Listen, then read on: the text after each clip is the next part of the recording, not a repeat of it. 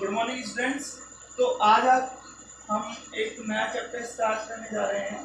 ठीक है, चैप्टर का नाम है संधारित्र। चैप्टर का नाम क्या है? संधारित्र। ये आपका चैप्टर नंबर 4 है। चैप्टर नंबर 4 संधारित्र। ठीक है, तो सबसे पहली बात इसमें आती है कि संधारित्र होता क्या है।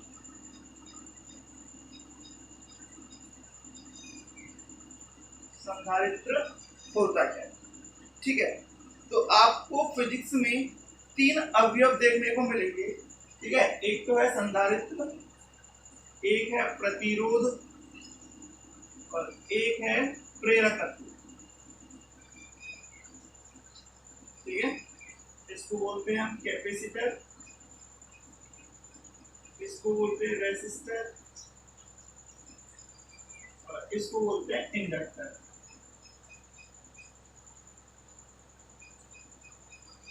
ये 3 ऐसे एलिमेंट है जो हम किसी भी इलेक्ट्रिकल सर्किट में लगाते हैं, है ना, करंट की या एनर्जी की रिक्वायरमेंट को फुलफिल करने के लिए। कहीं पर हमें ज्यादा करंट चाहिए होती है, कहीं पर हमें कम करंट चाहिए होती है। ठीक है, कहीं पर हमें ज्यादा एनर्जी चाहिए होती है, कहीं पर हमें कम एनर्जी चाहिए होती है। ठीक है, कहीं पर हमें इलेक्ट्रिकल फॉर्म में एनर्जी चाहिए होती है, कहीं पर हमें मैग्नेटिक फॉर्म में एनर्जी चाहिए होती है। ठीक है, उस जगह पर जहां हमें एनर्जी की जरूरत होती है ना, ह्यूज अमाउंट ऑफ करंट की जरूरत होती है, ह्यूज अमाउंट ऑफ पोटेंशियल की जरूरत होती है, तो हमें इन 3 सर्किट, 3 एलिमेंट्स को, 3 अवयवों को काम में लेते हैं। ठीक है, संधारित्र, प्रतिरोध और प्रेरकत्व। ठीक है, इसमें इस प्रतिरोध के बारे में आपने थोड़ा बहुत पहले पढ़ रखा होगा। ये करंट को अपोज करता है, ये करंट को क्या करता है? अपोज करता है। ठीक है, इसी चर्चा हम करेंगे चैप्टर नंबर 5 में। अभी हमें क्या पढ़ना है? कैपेसिटर पढ़ना है। ठीक है, ये कैपेसिटर का काम होता है, सबसे पहला काम है एनर्जी को स्टोर करना। इसका काम क्या है?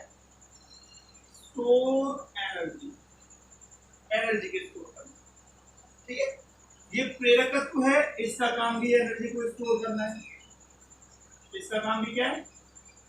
एनर्जी को स्टोर करना। लेकिन ये प्रेरकत्व है ना, वो तो एनर्जी को स्टोर करता है in the form of magnetic field, magnetic energy की फील्ड, मैग्नेटिक फॉर्म में एनर्जी को स्टोर करता है।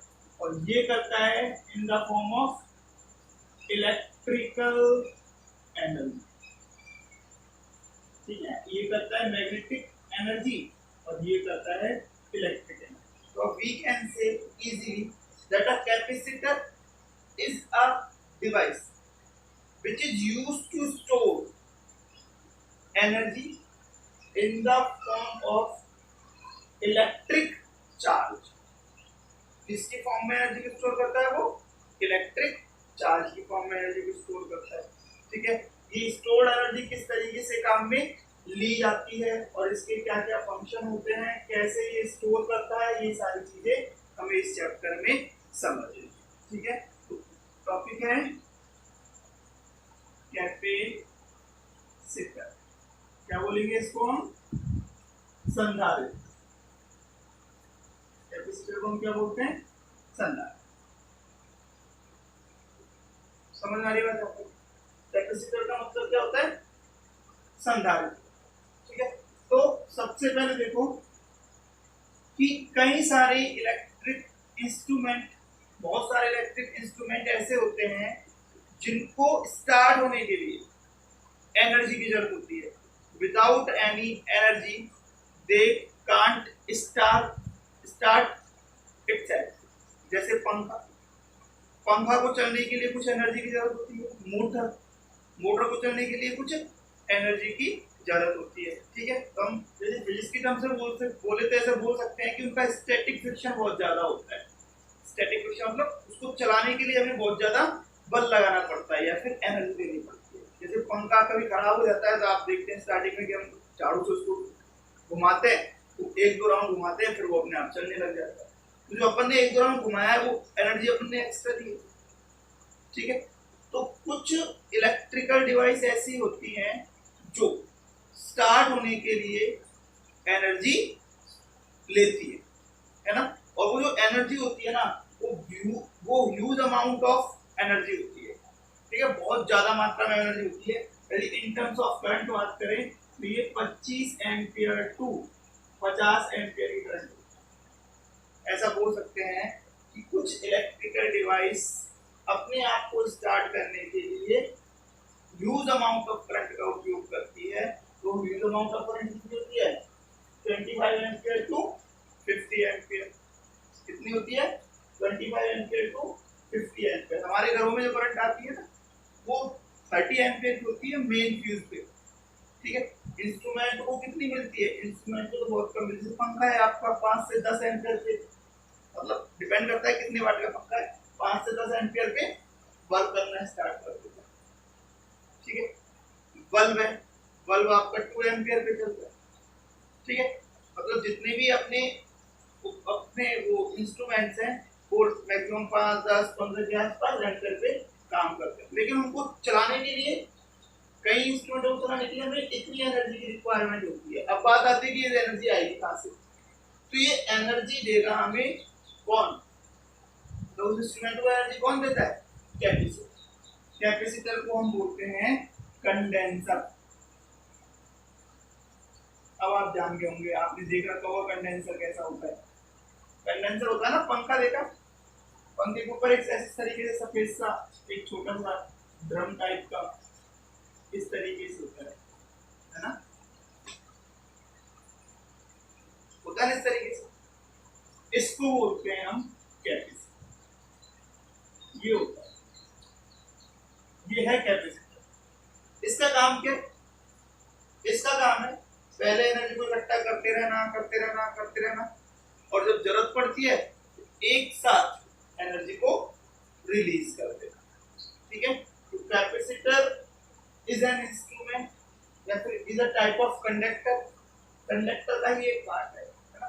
Capacitor is a such type of conductor which store energy and supply it at once. यानी कि मतलब पहले तो एनर्जी को स्टोर करता रहता है और एक बार में जब जरूरत पड़ती है किसी इंस्ट्रूमेंट को तो क्या कर देता है? रिलीज कर देता है, जिससे कोई भी उपकरण आसानी से चल जाता है, ठीक है। कई पंखे कूलर की मोटर जाम हो जाती है तो हम उसमें 2-4 चक्कर लगाते हैं, ठीक है, फिर वो अपने आप चल जाता है। तो अपन ने किसका काम किया उस समय पर? अपन ने काम किया कैपेसिटर। कैपेसिटर का काम समझ में आ गया। तो कैपेसिटर एक ऐसी इलेक्ट्रिक युक्ति है जो इलेक्ट्रिकल एनर्जी को अपने अंदर एकत्रित करता है, ठीक है। एक होता है, इससे रिलेटेड टर्म है कैपेसिटी। क्या होती है? Capacity. Capacity is the property of capacitor. जैसे रेजिस्टेंस है ना, कैपेसिटेंस लिख दो इसको, अच्छा बढ़िया रहेगा, लिख दो इसको कैपेसिटेंस, ठीक है। जैसे रेजिस्टेंस होता है ऐसे क्या होता है? कैपेसिटेंस, है ना। तो ये क्या हुआ? The property of capacitor to hold the charge, है ना, इलेक्ट्रिक चार्ज बोल दो या फिर इलेक्ट्रिकल एनर्जी बोल दो। अब मैंने देखो इसमें दो चीज एक साथ बोली, एक तो बोला इलेक्ट्रिक चार्ज और एक बोला मैंने इलेक्ट्रिक एनर्जी। अब ये दो अलग अलग चीज है, एक ही है, किस तरीके से हम समझेंगे? देखो एनर्जी स्टोर कर रहा है तो कहीं ना कहीं किसी ना किसी फॉर्म में वो क्या स्टोर कर रहा है? चार्ज ही तो स्टोर कर रहा है, क्योंकि एनर्जी का यदि हम फॉर्मूला देंगे, फॉर्मूला क्या होता है? K/Q1 Q2 upon R। तो कहीं ना कहीं हम बोल सकते हैं कि energy is directly proportional to किसके? चार्ज। तो इलेक्ट्रिकल एनर्जी बोल लो आप या फिर इलेक्ट्रिकल चार्ज बोल लो, बात हुई है। बात समझ में आ गई? या तो इलेक्ट्रिकल एनर्जी बोल लो या फिर इलेक्ट्रिक क्या बोल लो? चार्ज बोल लो, ठीक है। तो यहाँ पर हमें डेफिनेशन मिली किसकी? संधारित्र। तो संधारित्र क्या है? एक ऐसी युक्ति,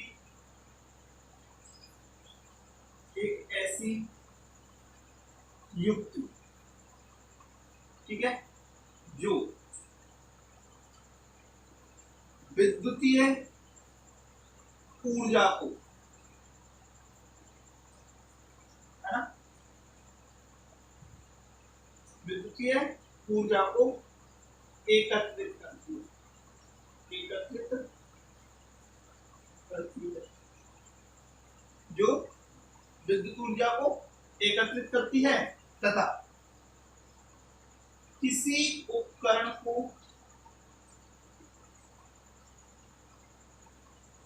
चलाने में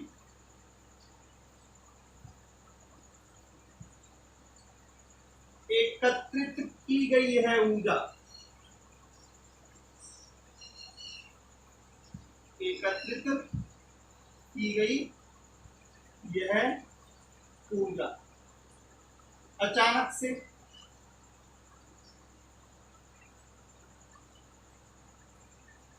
एक साथ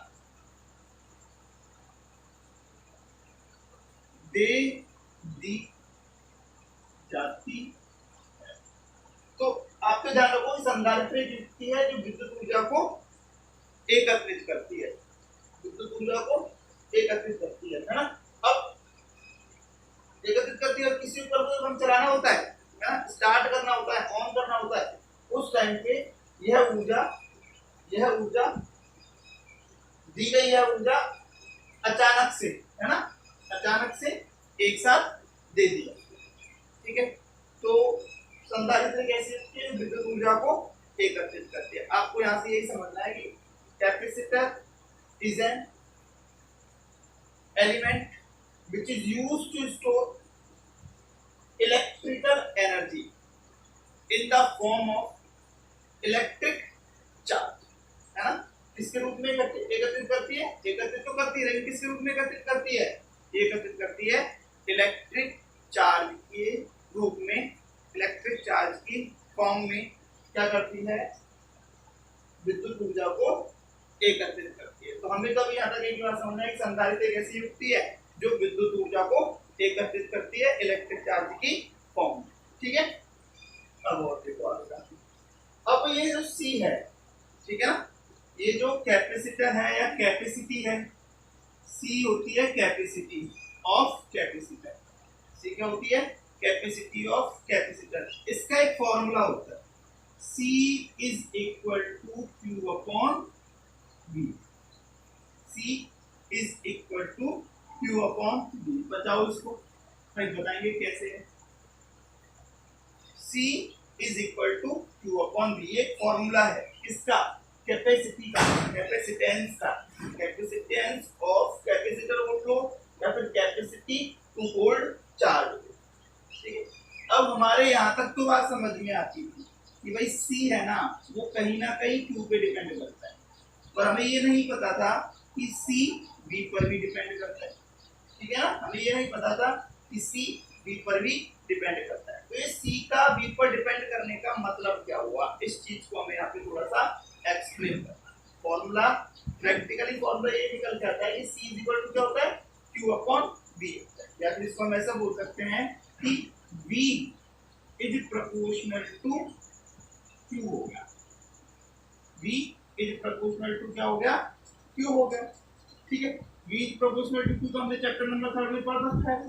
क्यों, V इज इक्वल टू क्या होता है, K Q divided by R होता है। V is proportional to Q तो हमें समझ में आता है। ठीक है, अब इस V का कैपेसिटी पर क्या इफेक्ट पड़ता है, कैसे काम करता है, इस चीज को हमें यहाँ पर देखना है। ठीक है, तो यहाँ पर हम एक पॉइंट समझेंगे कि जैसे जैसे V को डिक्रीज करते हैं C इंक्रीज होता है, और जैसे जैसे Q को इंक्रीज करते हैं तो V C इंक्रीज होता है। अब Q को इंक्रीज करने पर C इंक्रीज हो रहा है, Q को इंक्रीज करने पर C इंक्रीज हो रहा है, ये बात तो हमें अच्छे से समझ में आ गई। Q को इंक्रीज करने पर C इंक्रीज हो रहा है, ये तो हमें पता लग रहा है कि C is proportional to Q है, C is proportional to Q है, इससे हम ये चीज मिल गई। ठीक है, लेकिन V से इस C का क्या रिलेशन है, इस पॉइंट को हम देखते हैं। ठीक है, इसको देखने के लिए हमने क्या कहा कि हमने एक कंडक्टिंग बॉडी ली, कोई भी शेप इसका हो सकता है, शेप से हमें मतलब नहीं, हमने इसको चार्ज दे दिया। जैसे कि मान लो हमने ये कोई कंडक्टिंग बॉडी ली, इस तरीके से एक कंडक्टिंग बॉडी ली, ठीक है, और इसको क्या दे दिया मैंने, प्लस क्यू चार्ज दे दिया। एक कंडक्टिंग बॉडी ले ली, उसको क्या दे दिया मैंने, प्लस क्यू चार्ज दे दिया। अब समझना क्या है, अनंत पे एक चार्ज और रखा हुआ है dq, अनंत पे एक चार्ज रखा हुआ है, वो क्या है आपका dq। अब क्या है, इस dq को हम यहाँ लाना चाहते हैं। भाई इसका काम क्या है, कंडेंसर है, इसका काम क्या है, चार्ज को स्टोर करना। अब चार्ज स्टोर कब होगा, जब हम इसको लेके आएंगे। तो हम dq चार्ज को उठा के यहाँ पर लेके आना चाहते हैं। तो जैसे हम dq चार्ज को यहाँ लेके आना चाहेंगे तो हमें इस पर एक्सटर्नल वर्क डन करना पड़ेगा। बिना एक्सटर्नल वर्क डन के तो आएगा नहीं। तो वो जो एक्सटर्नल वर्क डन हम कर रहे हैं, ठीक है, वो किसके इक्वल हुआ, वो हुआ v डॉट dq के इक्वल हुआ। किसके इक्वल हुआ, v डॉट dq के इक्वल हुआ। ये हमने पढ़ रखा है ना, v is equal to dw upon dq। जो भी हमने एक्सटर्नल वर्क डन किया है वो किसके इक्वल हुआ, v डॉट dq के इक्वल हुआ। कहने का मतलब है कि यदि इसका पोटेंशियल ज्यादा है, ठीक है, तो हमें इस चार्ज को यहां से यहां तक लाने में ज्यादा मेहनत करनी पड़ेगी, ठीक है। तो इसकी कैपेसिटी को हम फिर नहीं बढ़ा सकते। यदि हम इसकी कैपेसिटी को बढ़ाना चाहते हैं तो हम चाहेंगे कि जल्दी जल्दी चार्ज यहाँ पर आ जाए, कम मेहनत के चार्ज यहाँ पे आ जाए। तो कम मेहनत के चार्ज आने का मतलब क्या है कि यदि इसका पोटेंशियल पहले से कम है तो हम कम मेहनत पर ही dq चार्ज को यहाँ पर स्टोर करवा सकते हैं। फिर हमने क्या करा, दूसरा dq ला यहाँ रख दिया, तीसरा dq ला यहाँ रख दिया, ठीक है। इससे क्या हुआ, dq चार्ज यहाँ पर स्टोर होता चला गया और इसकी इस चार्ज स्टोरेज कैपेसिटी क्या होती चली गई, बढ़ती चली गई। लेकिन कंडीशन रिक्वायरमेंट क्या है कि v क्या होना चाहिए, कम होना चाहिए। यदि मान लो v आपका पहले से ही ज्यादा है, v आपका पहले से ज्यादा है, तो यहाँ से यहाँ तक लाने में हमें क्या है, इसमें ज्यादा मेहनत करनी पड़ेगी, ठीक है। तो इसलिए हम क्या कहते हैं कि यदि किसी कैपेसिटर का v कम होगा तो उसकी कैपेसिटी क्या हो जाएगी, ऑटोमेटिकली ज्यादा हो जाएगी। वही वापस हो जाएगी इसको। हमारे पास एक कंडक्टर है, कैपेसिटर मान लो, कंडक्टर मान लो, हम इसकी कैपेसिटी को बढ़ाना चाहते हैं। अब इसकी कैपेसिटी बढ़ाने का मतलब क्या है कि इसकी चार्ज स्टोरिंग पावर बढ़ाना चाहते हैं, चार्ज को स्टोर करने की क्षमता, वही तो है। तो मान लो हम इस पे dq चार्ज लेके आए, तो dq चार्ज लाने से पहले की बात समझो क्या है कि मान लो इसको हमने पहले से q चार्ज दे रखा है, स्टार्टिंग में थोड़ा बहुत q चार्ज दे रखा है, तो उसका पोटेंशियल हुआ v इज इक्वल टू कितना, dq बाय r। अब यदि मान लो ये v ज्यादा है पहले से, ये v क्या है, पहले से ही ज्यादा है, ये भी क्या है भाई, पहले से ही ज्यादा है, तो इस चार्ज को लाने में हमें ज्यादा मेहनत करनी पड़ेगी, क्योंकि v के प्रोपोर्शनल टू सीधे सीधे क्या होता है, w। स्थिति की ऊंचाई तो है ना। यदि ये v कम है तो हमें कम मेहनत करनी पड़ेगी। तो हम चाहते हैं कि चार्ज को स्टोर किया जाए, यहाँ पर चार्ज को लाकर यहाँ रखा जाए, तो हम क्या चाहेंगे, इसका v पहले से क्या होना चाहिए, कम होना चाहिए। इसका v पहले से जितना ज्यादा कम होगा उतना ही हम चार्ज स्टोरेज कैपेसिटी को इंक्रीज कर सकते हैं, मतलब कैपेसिटर की कैपेसिटी को क्या कर सकते हैं, इंक्रीज कर सकते हैं। तो कैपेसिटर की कैपेसिटी को इंक्रीज करने के लिए V कम होना चाहिए। V जितना ज्यादा कम होगा कैपेसिटर की कैपेसिटी उतनी ही ज्यादा इंक्रीज होगी। V जितना ज्यादा कम होगा कैपेसिटर की कैपेसिटी उतनी ही ज्यादा इंक्रीज होगी। ये बात समझ में आ गई, ठीक है। तो ये कैपेसिटर का एक कॉन्सेप्ट है जिसमें आपको ध्यान रखना है, इसको हम प्रिंसिपल ऑफ कैपेसिटर भी बोलते हैं, ठीक है। C को इंक्रीज करने के दो तरीके, Q बढ़ाकर या फिर V को घटाकर, ठीक है। तो V जितना ज्यादा कम होगा, V जितना ज्यादा कम होगा, V जितना ज्यादा कम होगा, स्टोरेज कैपेसिटी उस कैपेसिटर की उतनी ही ज्यादा अच्छी होगी, ठीक है ना। अब एक पॉइंट और बता रहा हूं, इसको भी ध्यान रखो। C बराबर Q अपॉन V होता है, C बराबर Q अपॉन V होता है, जो ये बताता है हमें, जो ये बताता है हमें कि C is not depends on, C is not depends on, C is not depends on Q and V। ये क्या हुआ, अभी तो हम कह रहे थे कि C Q और V पे डिपेंड करता है, और अभी हम बोल रहे हैं कि C Q और V पे डिपेंड नहीं करता। अब ध्यान से सुनना, देखो ये इसका मतलब क्या होगा। जैसे V is equal to I R होता है ना, V is equal to I R होता है ना। यहाँ पे R क्या है, कांस्टेंट टर्म्स है, R क्या है, constant. R is only depends on, R is only depends on the property of material, shape and size of material. It does not depends on the value of voltage or current. भाई किसी भी wire का कितना resistance होना है वो तो पहले से फिक्स है। किस किस चीज पर डिपेंड कर रहा है? रो पे, एल पे और ए पर। वो इस बात पे डिपेंड नहीं कर रहा है कि वी बढ़ाएंगे तो रेजिस्टेंस बढ़ेगा या घटेगा। Resistance is the constant term, ठीक है ना, एक कांस्टेंट टर्म। हाँ, ये हो सकता है कि वी से हम आई को कंट्रोल कर सकते हैं, किसकी हेल्प से? इस रेजिस्टेंस की हेल्प से। वी बढ़ाएंगे तो आई बढ़ेगा, वी घटाएंगे तो आई घटेगा। ऐसे नहीं कि वी बढ़ाएंगे तो आर बढ़ेगा, नहीं, R is a constant term. In the same way capacitor may be the capacitance is the constant terms which depends on capacitance एक नियत टर्म है, एक नियत राशि है जो कि निर्भर करती है डायमेंशन। डायमेंशन का मतलब होता है उसके आकार व आकृति पर। डायमेंशन मतलब उसके आकार व आकृति पर। और प्रॉपर्टी ऑफ मटेरियल इस पे डिपेंड करती है, प्रॉपर्टी ऑफ मटेरियल। समझ में बात आपको?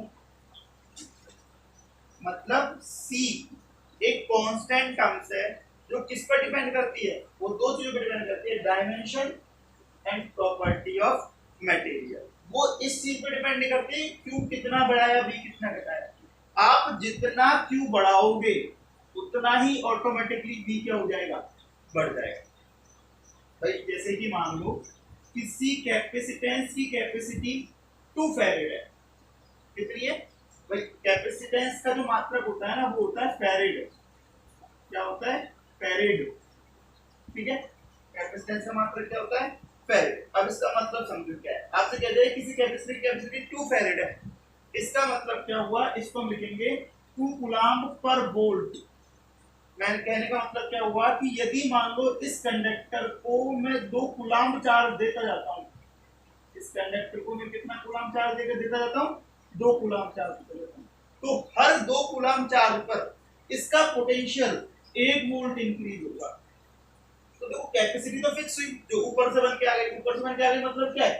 डायमेंशन और प्रॉपर्टी ऑफ मटेरियल पे डिपेंड कर रही है। जो हमने एक बार फिक्स कर दिया उसकी कैपेसिटी वही होगी, ठीक है।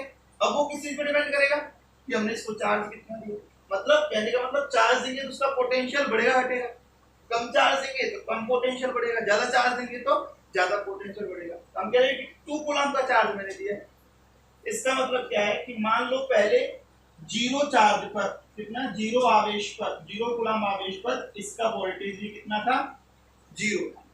तो जैसे मैंने इसको 2 कूलम्ब चार्ज दिया ना तो इसका वोल्टेज कितना हो गया? 1। 4 कूलम्ब दिया तो 2 वोल्ट, 6 कूलम्ब दिया तो 3 वोल्ट, 8 कूलम्ब दिया तो 4 वोल्ट। तो कहने का मतलब क्या है? क्यू बढ़ाने पर बी बढ़ रहा है, क्यू घटाने पर बी घट रहा है। क्यू एंड बी है ना, क्यू और बी आपस में बढ़ घट रहे हैं। उसको इस चीज से कोई मतलब, ये तो फिक्स है इसका। मान लो आपसे कह दिया कि भाई किसी कैपेसिटर की कैपेसिटी 10 कूलम्ब पर वोल्ट है। इसका मतलब क्या हुआ कि अब जो चार्ज बढ़ रहा है ना, अब जो पोटेंशियल बढ़ रहा है वो 10 कूलम्ब के चार्ज पे बढ़ रहा है। 10 कूलम्ब रखा तो 1 वोल्ट बढ़ेगा, 20 कूलम्ब रखा तो 2 वोल्ट बढ़ेगा। तो ये ज्यादा अच्छा कैपेसिटर हो गया। क्यों? यहाँ तो 2 कूलम्ब पे बढ़ रहा है 1 वोल्ट और वहां पर 10 कूलम्ब पे बढ़ रहा है, ठीक है। तो हम तो ये चाहेंगे ना कि पोटेंशियल तो कम बढ़े और चार्ज ज्यादा स्टोर, वो अच्छा कैपेसिटर हो जाएगा। समझ में आई बात आपको, है ना। इस चीज को ध्यान रखना है कि C is equal to Q upon B का मतलब ये बिल्कुल नहीं है कि C is depends on Q and B, ठीक है। ये एक आनुपातिक, मतलब एक तरीके से अनुपात है जो आपस में ही बढ़ते घटते हैं और एक दूसरे के प्रभाव को क्या करते हैं? निरस्त करते हैं। और C का मान हमेशा क्या रहता है? नियत रहता है। क्लियर हुआ? ये बात समझ में आई आपको अच्छे से, ठीक है ना। तो यहाँ से हमें केवल एक ही चीज समझनी है, वो क्या है कि C बराबर क्या होता है? Q अपॉन B होता है। अच्छा, इसका मात्रक बताओगे आप? कूलम्ब पर वोल्ट, जिसको हम क्या बोलते हैं, फैरेड भी बोलते हैं। क्या बोलते हैं इसको हम, फैरेड भी बोलते हैं। ठीक है, आप इसका मात्रक पूछे तो मात्रक तो आप बता ही सकते हो। कूलम्ब का मात्रक A1 T1, ये होता है ना कूलम्ब का मात्रक A1 T1। वोल्ट का मात्रक चाहिए तो W/Q कर देते हैं। W कितना होता है, M1 L2 T-2 और Q A1 T1। सॉल्व कर लो, M-1 L-2 T2 A2 T2। ये किसका मात्रक हो गया, T2 T2 को मैंने क्या कर दिया, T4 कर दिया। ये किसका मात्रक, ये किसकी विमा हो गई, कैपेसिटेंस की विमा। समझ में आया। वोल्ट क्या, वोल्ट जो चैप्टर 3 में पढ़ा, क्या होता है वोल्ट, चार्ज पर किया गया कार्य W/Q। ठीक है, और Q हमारे पास पहले से Q/Q रखी हमने, ये निकाल दिया। ठीक है, तो ये बात हो गई किसकी, आपके कैपेसिटर।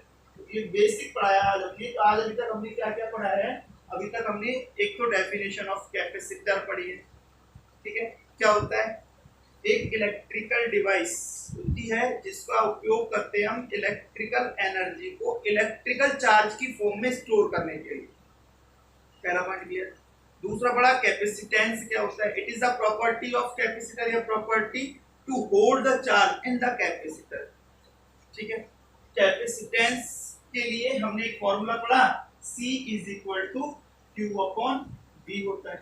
और इसको फील्ड के साथ थोड़ा समझा कि Q/V का मतलब क्या होता है। ठीक है, तो यहाँ से हमें दो चीज मिली, V कम करेंगे तो C इंक्रीज होगा, Q बढ़ाएंगे तो भी C, सॉरी हाँ सही है, V कम करेंगे तो C इंक्रीज होगा, Q बढ़ाएंगे तो भी C इंक्रीज होगा। और इसको अपन ने फील्ड के साथ समझा था कि किस तरीके से V को घटाने पर कैपेसिटेंस इंक्रीज हो रहा है और किस तरीके से C को बढ़ाने पर कैपेसिटेंस, सॉरी Q को बढ़ाने पर कैपेसिटेंस इंक्रीज हो रहा है। बट एक चीज और ध्यान रखनी है, C is a proportionality constant, it is a constant, एक नियत राशि है ना, which not depends on Q and V, बल्कि Q और V आपस में एक दूसरे के रेशियो को बढ़ाते और घटाते हैं, जिससे C पर कोई इफेक्ट नहीं पड़ता। C is the property of material and it depends on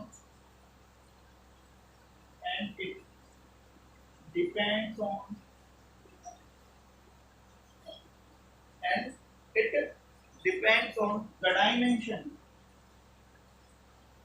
or we can say shape and size, और क्या कह सकते हैं इसको, shape and size of capacitor. आज हमने इतनी चीज समझी है। Thank you.